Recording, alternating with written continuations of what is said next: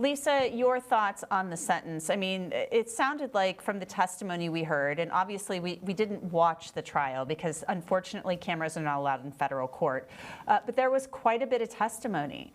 And it was pretty compelling testimony, at least what we read about coming out of the federal courthouse. And we actually even had lawyers down there watching this for us. So your thoughts on the case and the sentence?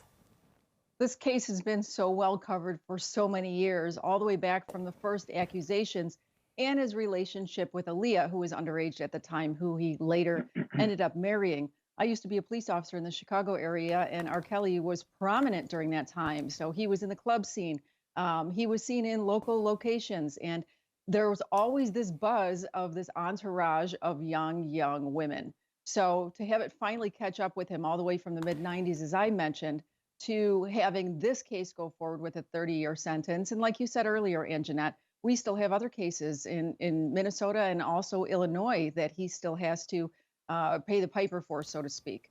So prosecution wanted more than 25 years. He's got 30, and I'm grateful for that. And it's not over yet.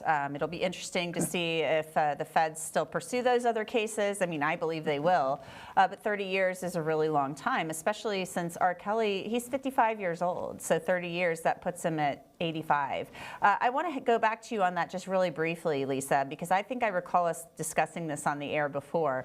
The fact that you had heard about R. Kelly when you knew who he was when you were a police officer in Illinois in the 90s, you said. So was there a cloud of suspicion hanging over him as way back then, even in the 90s? I mean, we're talking, more than 22 years ago.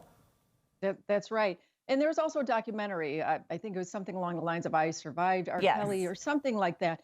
So yes, and it followed all those cases, all these women who were groomed, so to speak, women who they thought they were going to have opportunities. I should say women, young girls, opportunities in the music industry. And that was the bait. That was the lure of getting these children to go with him and get on airplanes, and parents thinking that this was their ticket to an opportunity, and believed everything that he was going to deliver because he was a celebrity in that period of time. He had major hits, #1 hits, and there was a huge following.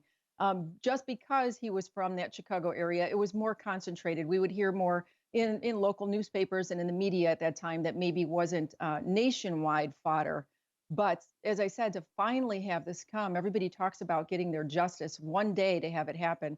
And, a lot of years have passed, and finally, we could say the gavel has been thrown down on R. Kelly, at least with these charges. It's so hard to listen to that. Lisa, I just, these women, listening to what they went through, being raped 2 or 3 times a day, and the fact that, the fact that another woman was aware of this going on and didn't step in is so disturbing, beyond disturbing. I know Ghislaine Maxwell says she's innocent and that she didn't do anything wrong. But your thoughts, just listening to Sarah Ransom speak about her experience.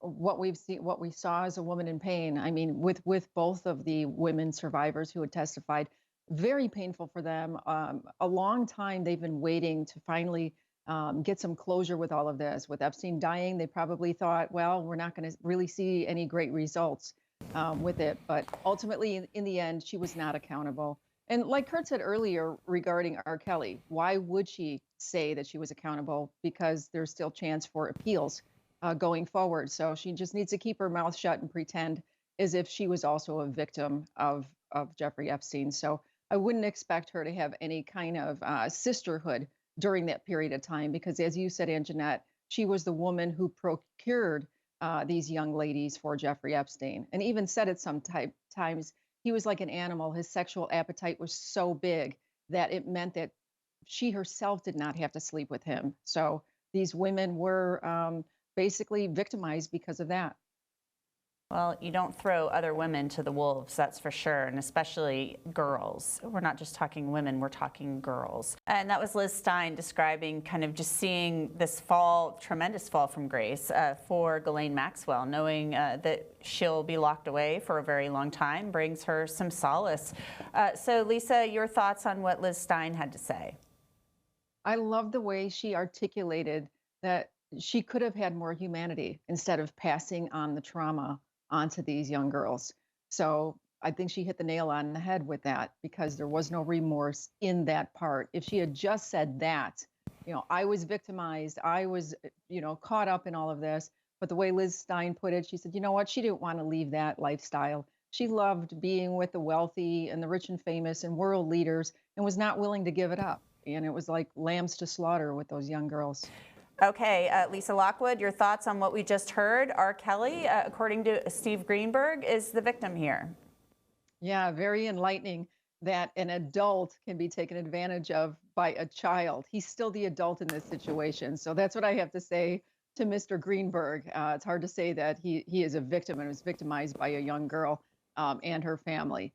So not going to buy that one. Child porn case, completely different, as you said, very, very grave. And it was known that R. Kelly was taping sex acts with these younger people and using it in a way so that they couldn't talk about it later for fear of being exposed.